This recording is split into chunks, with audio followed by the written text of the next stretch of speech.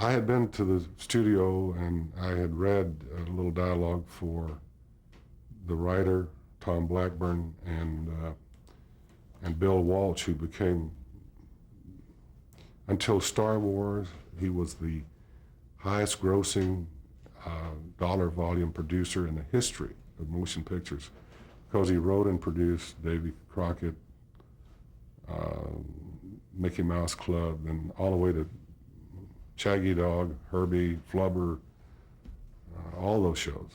And they also wrote the Ballad of Davy Crockett, which I got to record in October of 1954 as a promotional record. It had never been recorded before.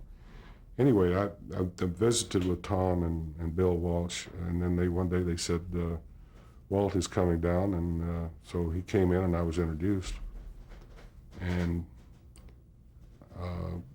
we went down the hall, and I'd picked up a few chords on the guitar and written a few songs.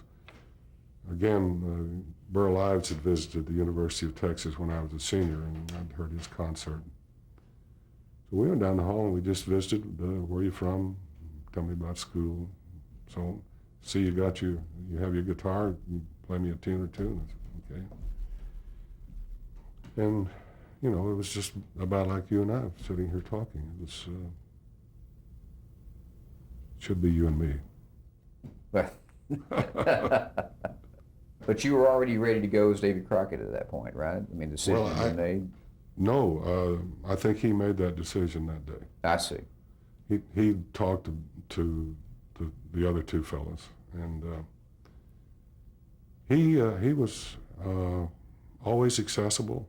I could go up to his office, and I don't ever recall being told you'll have to come back or something. Just wait just a minute. He had sort of an open office in that it was a very collegiate kind of atmosphere.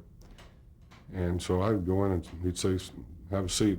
I'd sit on the couch until he'd finish whatever was there. And I'd talk to him about whatever I had on my mind.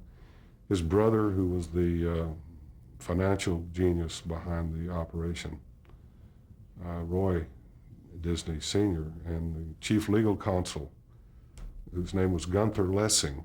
He was an older man, rolled his own cigarettes. He had once represented Pancho Villa in 1918 or whatever it was.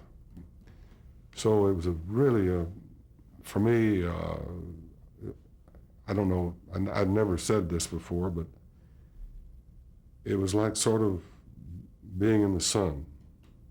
It was a warm place, and I felt very comfortable there. And everything went very well for a couple of years. I did a lot of things that were interesting. I traveled to 42 cities, part of the time by myself and part of the time with Buddy Ebsen, who was my co-star. And we appeared on theater stages and did all the promotion things. And I did 13 foreign countries, all that. But the funny part was that one of my neighbors here in Los Olivos is Ray Stark, who is a famous motion picture producer.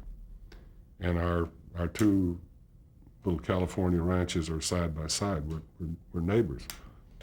But he became my agent in 1956. Bill Walsh introduced me to him, and he renegotiated my contract. And up to this point, I was under a personal contract to Walt Disney. So Ray was experienced in the negotiations of Hollywood, so my paycheck went quite a bit different. And Walt didn't want to pay that personally, so I became, I put under a new contract at the studio. Another 7-year contract. Well, I went 2 more years, but the problem was that the studio did not have any background with having actors and actresses under contract. And they figured they were paying me, so anything they wanted me to do, I should do and not question. So I was given some nice little roles, like Old Yeller might be a case in point. Fred Gibson was a reporter at the San Angelo Standard-Times when I was a boy, when my dad knew Fred, and I got to renew my friendship with Fred when we made the picture, but had a very small part in the picture, and that was a part of the utility player that I'd become. So they put me in another picture, and I said, I'm sorry, but I can't do this. And it led to my leaving the studio. I'll give you an inkling of Walt's sense of humor. He was thinking about doing Alfego Baca and Zorro,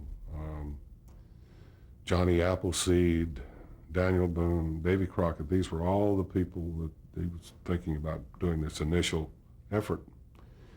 And he hired a director whose name was Norman Foster, and Foster was hired primarily because he had some good background and he spoke Spanish. So he was down in Mexico trying to find locations for Zorro and the other pictures, and meanwhile Walt had a conversation with Bill Walsh, and he said, well, tell me about Crockett. What did he do? So he told him about the frontiersman and the congressman and the whole bit, and at the Alamo. And so Walt sat for a minute and he said, well, what else did he do? I thought that was kind of funny.